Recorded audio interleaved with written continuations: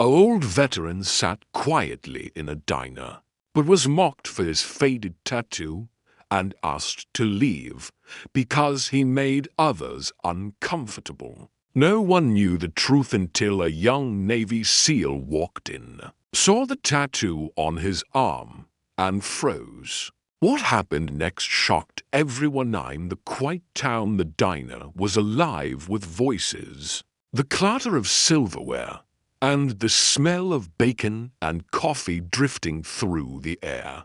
But in the far corner sat a man who seemed to belong to another world. His hair was white, his jacket old and worn, and on his wrist, half hidden beneath the frayed sleeve, rested a faded tattoo, an anchor pierced by a dagger. Most people wouldn't have noticed, but a group of men at a nearby table did, and their snickering carried louder than they thought. "Looks like something he scratched on himself," one whispered, and the others laughed, their eyes darting toward the veteran as if mocking his very presence. He didn't respond. He just sat there quietly, his back straight, his hand gripping a glass of water as though it were the only thing keeping him grounded. The weight in the room shifted when a waiter walked over, hesitating before leaning down. "Sir, I'm sorry, but some of our guests are uncomfortable. Would you mind sitting outside?" The old man nodded without protest, his dignity intact though the humiliation was sharp.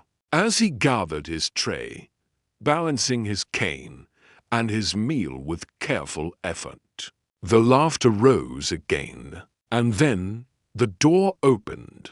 A young man in civilian clothes walked in, his posture crisp, his haircut unmistakable. He was a Navy SEAL, home on leave. His eyes swept the room casually until they landed on the tattoo. He froze, his expression hardening in a way that silenced even the laughter. In that instant, everything shifted. The question lingered in the air. If you had been there, watching, would you have spoken up?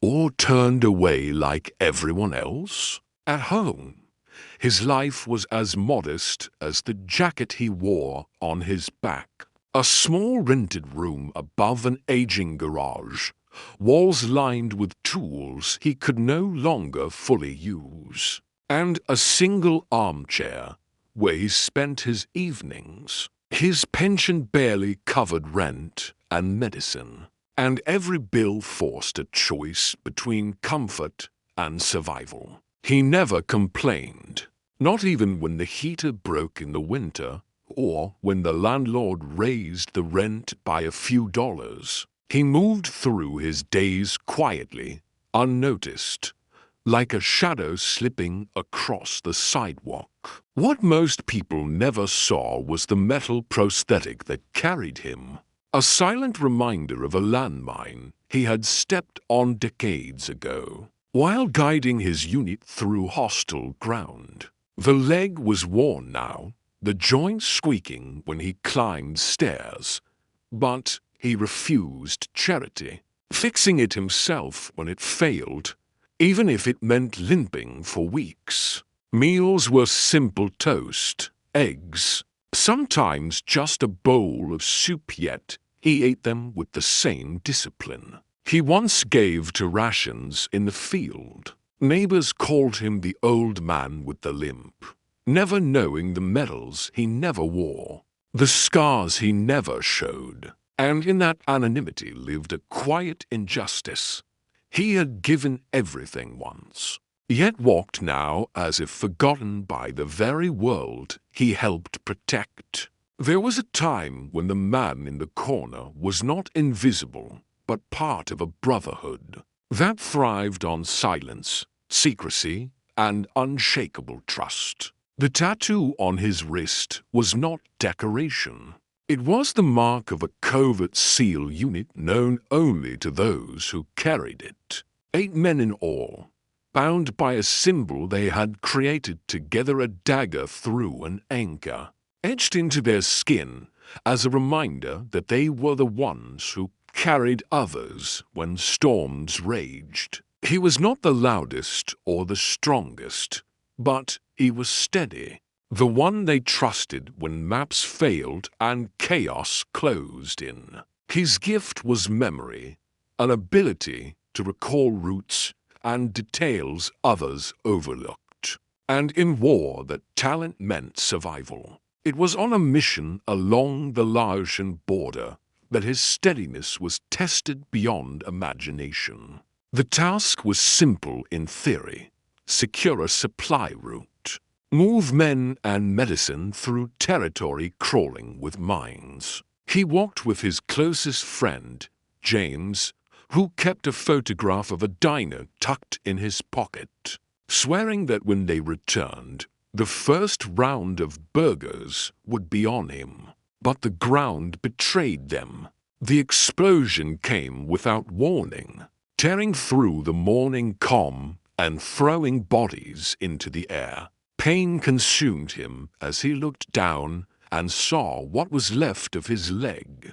Yet even through the haze he refused to surrender. He guided the medevac with trembling hands, his voice steady as he relayed coordinates that saved 5 men that day. James was not among them. The promise of that meal was buried with him, leaving the tattoo not just a mark of service, but a reminder of a debt that could never be repaid, and a silence that followed him long after the gunfire stopped. The clinking of plates and chatter inside the diner masked the cruelty of a moment that should never have happened. The manager, trying to sound polite, leaned down and whispered that some guests had complained about his presence, that it would be better if he sat outside where he wouldn't disturb anyone. He nodded, no anger in his eyes, only the weary acceptance of a man who had lived with dismissal for too long. As he lifted his tray and adjusted his cane, the men at the nearby table made sure their words carried. If he was really a soldier, I'm a general, one sneered, pointing at the tattoo with mocking laughter. Their voices stung sharper than the winter air waiting beyond the door. He kept walking, one uneven step at a time, the tray rattling in his hand, the prosthetic groaning with each movement. And then it came, a tear sliding free, tracing the deep lines of his face before dropping onto the cold tile. No one rose to defend him. No one interrupted the laughter. No one saw the weight of decades pressing on his shoulders as he pushed against the door. In that silence lay the deepest wound of all, not the loss of a leg, not the scars of battle, but the loneliness of being invisible to the very country he had once fought to protect. The door swung shut behind him just as another opened, and in walked a young man with the unmistakable bearing of a soldier. His haircut was sharp, his stride purposeful, and though he wore civilian clothes, discipline clung to him like a second skin. He scanned the room casually, but when his eyes fell on the faded tattoo exposed on the old man's wrist, his entire body froze. For a moment, the noise of the diner seemed to vanish, replaced by a silence thick enough to cut. He moved forward quickly, weaving between tables until he stood directly in front of the man who had been shamed only seconds earlier. Then, with a precision that silenced even the cruel laughter, he came to attention and raised his hand in a crisp salute. "Sir," he said loudly, his voice cutting through the room, "are you Robert Alice of SEAL Team Bravo?" The old man hesitated, startled, then gave a slow nod. Gasps rippled across the restaurant. The young SEAL's voice grew stronger, his words deliberate. This man is no imposter. He coordinated evacuations under fire, saved more lives than most of us will ever know, and wrote the protocols we still follow today. If I stand here alive, it's because men like him made it possible. Forks hung in midair. Coffee cups froze halfway to lips, and shame washed over every mocking face. The room was no longer filled with laughter, but with reverence. And in that silence the old man was finally seen. The first sound was a single pair of hands clapping, hesitant but firm, and then another joined. And soon the diner, that had moments ago echoed with laughter, now swelled with applause. People stood from their seats, some lowering their eyes in shame, others holding their hands over their hearts as if trying to make amends without words. The waiter who had asked him to leave hurried forward, his face pale, voice trembling with regret as he offered to cover the meal and begged forgiveness. The old man shook his head gently, not out of bitterness, but because dignity needed no charity. The young SEAL remained at his side, pulling out a chair and asking quietly if he might sit with him, if he could hear about the friend whose memory brought him here every year. For the first time in decades, the veteran allowed the silence around his past to break, his voice low but steady as he shared fragments of battles, promises, and the burden of survival. Around him, respect replaced ridicule. Eyes no longer saw a frail old man, but the weight of history embodied in flesh and bone. In that moment, he was not forgotten, he was honored. Within days, the story of that morning spread beyond the walls of the diner. A local newspaper printed a photo of the young SEAL saluting the old veteran, and soon schools invited him to share his memories, not of glory, but of sacrifice and quiet resilience. The town gathered funds to place a small plaque outside the diner, etched with the emblem of the anchor and dagger, a reminder that true service often goes unseen.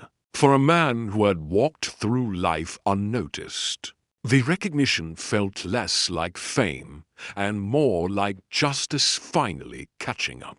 And perhaps the lesson was never about medals or parades, but about remembering the silent ones who carried burdens the world never asked about. Sometimes the loudest heroes are the ones who never speak. And respect doesn't require ceremony, it requires eyes willing to see.